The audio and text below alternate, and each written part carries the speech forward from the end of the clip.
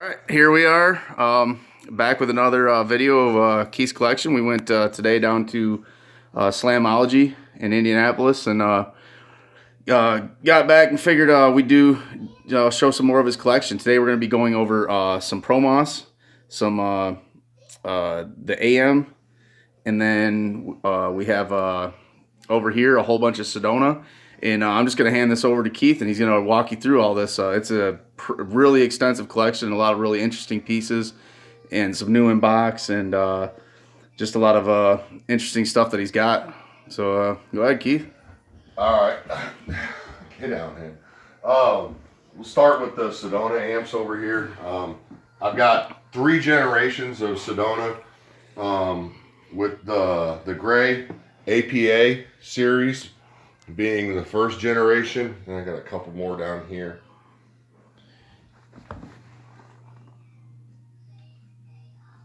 And those still use the Molex plugs like the M and AM series amps. And then move on to the second generation of Sedonas, which would also be the APA.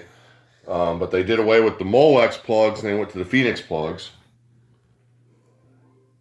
And they're white with turquoise, and don't have too many of these. 200, a 430 IX, and the big boy 500 IX. And then last and finally, the IQX series. And then this is just a Series 50, which is the same generation. This amp just doesn't have any crossover in it. Okay. The rest of the IQX amps have crossovers. How did that crossover work? Well, there was basically they're just a high and low pass, and then there's also outputs on these. So Okay. there's also output, and then they use these chips, I guess, for different crossover for different frequencies. Okay. All right.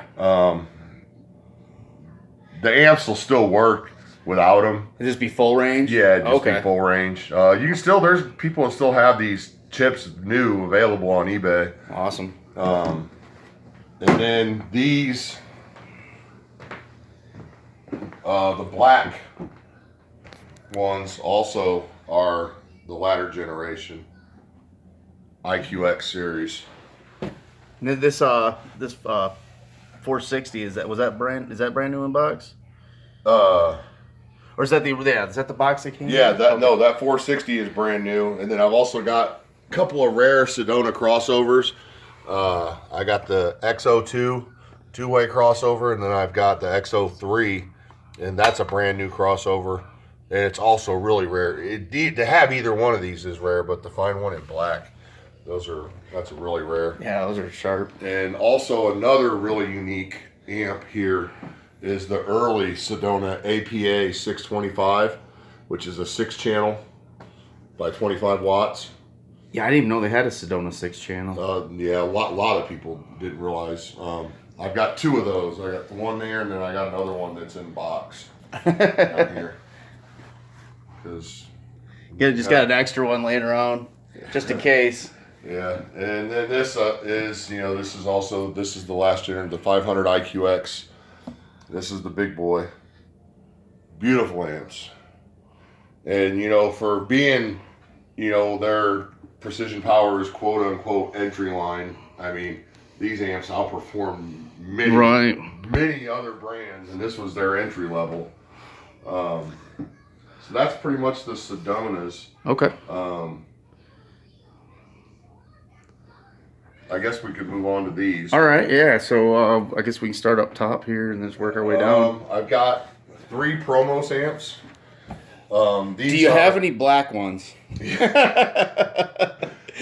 I have a Pro-Mos 12 and a Pro-Mos 25, both black. There we go. Yeah, those are slick. Yeah, I had somebody who wanted to see those. So. And then this is a Pro-Mos 425. Yeah, those are so awesome. These, the Pro-Mos series, though, they're, I don't know, some people call them cheater amps. I don't know if I'd go that far. They just operate at a lower impedance than the regular amps. You know, where the standard amps would be 2 ohm stereo and 4 ohm mono, these amps will run 1 ohm stereo and 2 ohm mono. And then after that, most of the rest of these are all M and AM series. You do you have an outlaw? Do you have any that weren't M, or they're all M or AM? They're all M and AM. And then the M came first, and then the AM. Actually, I think there was one that didn't have a letter designation that was first. Okay, so if you had they had a 2050 or whatever, but it would be a PPI 2050. I believe there may be someone that might correct, but I believe that before the M and AM it was just like a 2050, 2075, you know, etc. Okay. But starting, I got the whole lineup here except the 150. Okay. 150. This is the 2030. The 2025, this is one of my favorite PPI amps of all time. Yeah, the artwork on that sweet. For being such a small amp, it's just got, you know, amazing graphic and arts on it. Yeah. Just, you know. Then I got, that's in AM. These are both AM, 2050s. This one's 2075 M. And then I got two 4200s. AMs. I got these from a guy. Took them out of he had a SQ set up in a car, and he wanted newer amps, the two 4200s, and he bought, I can't remember what it was, but I just shook my head. Going from, you know, old school clean, amazing PPI AM power, to whatever it was he replaced them with. But hey, they're mine now. So right, there you go. Somebody won. And this amp here is a real oddity. This is the 5075 DX, which was built specifically to work with the DCX 1000 or PCX. I think it's DCX. I think you're right. Yeah, the DCX, that's the digital control. Yeah, the digital crossover. And then so where's? Okay, right. Is it the remote? Is that where you plugged in? Yes. Okay.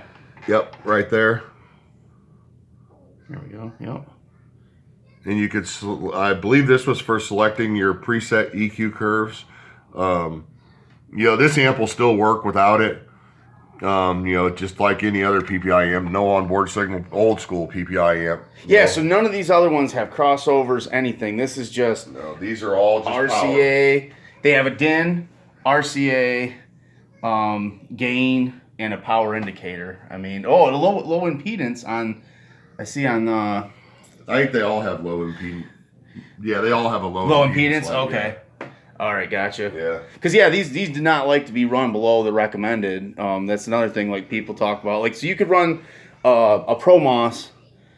Yeah, those were 2 ohm stable, correct? Yeah. Yeah, and then so these three, this one and the two black Pro-Mos, you could run those 2 ohm stereo 2 ohm stereo, 4 ohm mono, and 1 then ohm. Okay, so 1 ohm stereo, 2 ohm mono, and then all the rest of these you wouldn't want to be below 4 ohm mono. Correct. Gotcha. And then these other ones, I don't know how this would break down because that's like a 5 channel. So the 4200s. This is a 4 channel. It's 50 watts by 2, and then the other 2 channels. Okay, gotcha. So you got basically like a 2050 and a 2075 like that up there, kind of in one chassis. But then also working with that. That was a crazy expensive. I think it was like $1,000 back in the day, like those digital controllers. I gave $95 for that one. That's crazy. And then this is the bad boy right here. Oh yeah, the 2300M, and this amp is a dual monoblock, so it's 2 separate amplifiers and 2 separate 300 watt amplifiers in this chassis. This amp is not bridgeable. And a lot, I've you'll see some misinformation sometimes. Yeah, a lot of People times. say that this amp can be bridge, but it is not a bridgeable amplifier. And that is pretty much all of those. You got any other questions for me on I'm them? just trying to think, like, make sure we cover everything on them.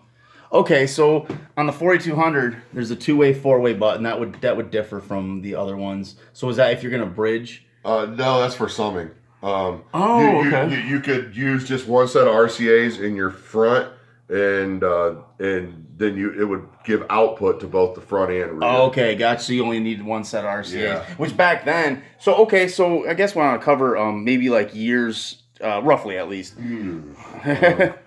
So these are all pre-art. So they be what first generation of art series was 92.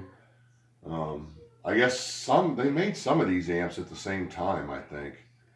Yeah, well, I know you could get a Pro-Mos 425 or a Pro-Mos 450 at the same time as the A series. Yeah, the first generation arts. And so I mean, these amps are probably all from like 1990, 1989.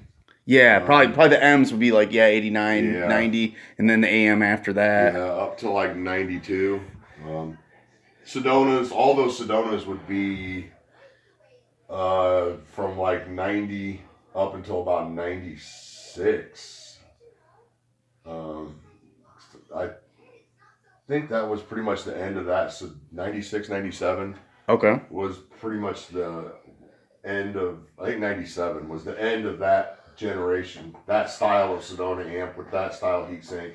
Yeah, because they ended up with, when the PC class came out, they had another, that was made in Korea. I think that was the first overseas made.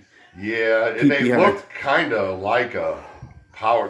The shroud was kind of like the heatsink was kind of like a power class. But it had like a chrome like in the middle strip. Yeah. Like a brushed finish on the center. And I know those they got away from they didn't have Molex plugs or anything. Those were No. Yeah. By then, they were all terminal. Yep. And then I guess as we have our time, and then we can talk about. I'm also going to put up another video. He just did a old school build, which that's going to be a separate video. But he just did an art series. But so he was going to originally go with black, but he went with white, which I'll show in the video. But he had this A600 he was going to hook up, and we have a AX400 that he was going to also use, but he ended up going with all white. But here's some of those. We're going to do a video on the art series, but he has so many art series, and there's just just a few quirks about this, and like for example, like that it's a full art A300, and they had different. You said they have three different ones. The A300 and the AX400, and then there were they weren't like a full art, but every once in a while you'll see some, and even the full art amps that have purple accenting on the end plates around the regular blue, and I'm not quite sure. They're really rare. Every once in a while you see one of them pop up, and they'll be a full art amp, but they'll also have purple or pink accents on the end plates too, around the standard turquoise blue. And I'm not quite sure if those were special ordered amps or if it was just, limited production on those too, like the regular full arts. But yeah, they're, I don't know, beautiful. Yeah. Art on those is amazing. Yeah, I think there's several people that consider this to be the most beautiful amps ever made, as far as the art and the heat sink, and it's just very unique. But yeah, we'll do another video on those, and then just things like his workbench here, and this was laying out when I came over before we went down to Slamology. He had this just sitting here. He's always got something interesting chilling on the test bench, and you can talk about this amp a little bit. It's neat. Yeah, this is an amp I didn't even know existed until I bought it. I knew this is a Boss. Zed built Boss amp. Yeah, I think you can see right underneath there on the board. Yep, there it is. Handcrafted in the USA. I did not know that they made a 5-channel CLR. So this is a 5-channel. quote unquote by Boss, rated at 150 watts by 4 and 300 watt mono for the 5th channel for your subwoofer. Anyone that knows these amps know that that's probably double what's actual rated. But it's a Boss built amp, or a Z built amp, so it's, you know, obviously top notch build quality. Yeah. Yeah, that's pretty neat. Yeah, because people don't think of Boss, they don't think of like high quality. And this amp, the person I bought it from, it was brand new. It still has the plastic. That's why the plexiglass looks a little cloudy. It still has the plastic film over the plexiglass. And the fella I bought it from was going to use the amp in an install, but decided he wanted more power for his subs. So between deciding and changing his mind, he threw the original box away. Right, like you do. Yeah, like you do when you're not a collector. Right.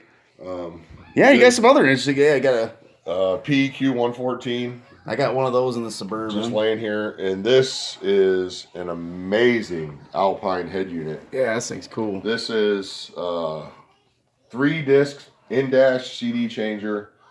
With cassette deck, the motorized fold-down face, and full DSP built into it. So that's basically like a 3-disc in-dash CD changer, cassette, and ERA G320 in one unit. That's crazy.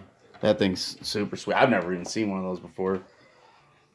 And that's about it. It's laying around. All right, cool. Yeah, just what you got out of the closet. There's plenty more that you got. We're just trying to break this up and keep them like a little bit shorter videos.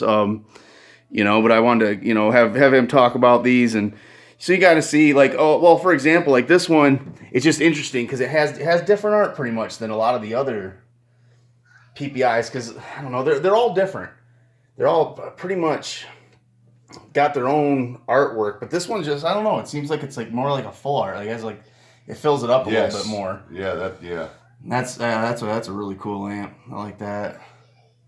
But yeah, thanks for getting out the collection, because he has to dig these out. He's got them all stored away, but I think it's pretty cool to get them out of the closet and kind of get other people to take a look and see what the collection, because your PPI collection is pretty extensive, so I appreciate you sharing it with us. Ain't no problem. And we'll have video of the build. Yeah, it's gonna be sweet. Which I don't just collect them, I run them. Yeah. It's all PPI amps and processors, and then old school kicker making the noise. Yeah, it's gonna be awesome. So just finished it today. Yeah, right before we left for Slamology, it was like, hey, literally put the back seat back in the car. Cool. All right, thanks, man. Yep.